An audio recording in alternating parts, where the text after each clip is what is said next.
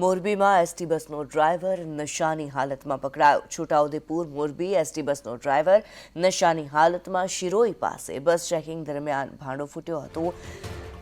31 ડિસેમ્બરને લઈને રાત્રે ચેકિંગ ચાલી રહ્યું હતું. એસટી ડ્રાઈવર સામે પોલીસ મથકે ફરિયાદ નોંધાઈ છે. સમગ્ર મામલે પોલીસે વધુ તપાસ હાથ ધરી. જગદીશ પરમાર વધુ વિગતો સાથે જોડાયેલા છે. જગદીશ, જે પ્રમાણે એસટી બસનો ચાલક નશાની હાલતમાં ઝડપાયો છે, શું છે માહિતી?